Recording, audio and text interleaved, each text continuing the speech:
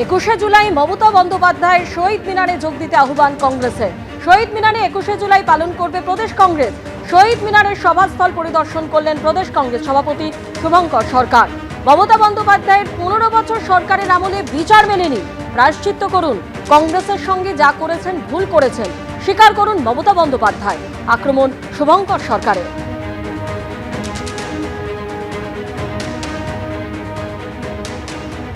আমি বলছি, এই শহীদ মিনারে দাঁড়িয়ে আমরা মমতা বন্দ্যোপাধ্যায়কে আহ্বান করছি, তার যদি সৎ সাহস থাকে নিশ্চয়ই তিনি ইতিহাসকে বিকৃত করবেন না। তিনি এই শহীদ মঞ্চে এসে তিনি ভুল করেছিলেন, ভুল সিদ্ধান্ত হয়েছিল। আজকে শহীদ মিনারের মঞ্চে দাঁড়িয়ে এই কথা বলবেন, তার কারণ পতাকাটা ছিল যুব কংগ্রেসের চক্রের পতাকা, কংগ্রেসের হাতের পতাকা। আর সেই পতাকার সম্মান যারা রাখতে পারেন, যে কোনো জায়গায় রাজনীতিতে তাদের উচ্চতা অনেক বেশি হয়। আমি আশা করব যে মমতা বন্দ্যোপাধ্যায় ভুল স্বীকার করলে আগামী দিনে তিনিও মনে শান্তি পাবেন, কারণ এখনো পর্যন্ত দোষীদের গ্রেপ্তার করা হয়নি।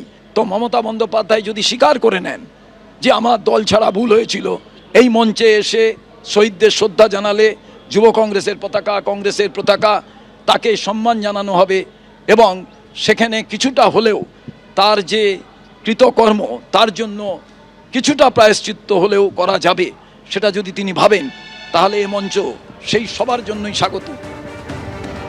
আর এদিকে প্রদেশ কংগ্রেসকে কটাক্ষ করেছেন কুণাল ঘোষ। তিনি বলছেন প্রদেশ কংগ্রেস কর্মসূচি পালন করতেই পারে, কিন্তু 1993 সালের 21শে জুলাই যখন তৎকালীন যুব কংগ্রেসের সভানেত্রী মমতা বন্দ্যোপাধ্যায় কর্মসূচি ডাক দিয়েছিলেন, তখন তো প্রদেশ কংগ্রেসের নেতৃত্ব আন্দোলনকারীদের পাশে দাঁড়ায়নি। কি বলেছেন কুণাল ঘোষ দেখুন। তাঁরা যখন 1993 সালের 21শে জুলাই তৎকালীন যুব কংগ্রেস সভানেত্রী মমতা বন্দ্যোপাধ্যায় যখন কর্মসূচি ডেকেছিলেন এবং সেখানে সিপিএম গণহত্যা লীলা চালিয়েছিল, তখন তো প্রদেশ কংগ্রেস মমতা বন্দ্যোপাধ্যায় এবং আন্দোলনকারীদের পাশে দাঁড়ায়নি এবং তারপর দীর্ঘ কয়েক বছরও আদৌ কোনো কর্মসূচি তারা করেননি।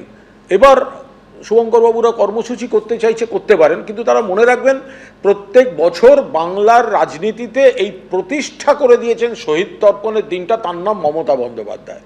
তিনি ছিলেন তৎকালীন যুব কংগ্রেস সভানেত্রী, পরবর্তীকালে তৃণমূল কংগ্রেসের স্রোতে, কিন্তু তৎকালীন প্রদেশ কংগ্রেস কিন্তু সেই সময় আন্দোলনকারীদের পাশে দাঁড়ায়নি। আজকে মনে পড়ছে ওটা কংগ্রেসের, সেদিনকে কিন্তু মনে পড়েনি, দায়িত্ব কেউ পালন করেননি। এবিপি আনন্দ, এগিয়ে থাকে, এগিয়ে রাখে।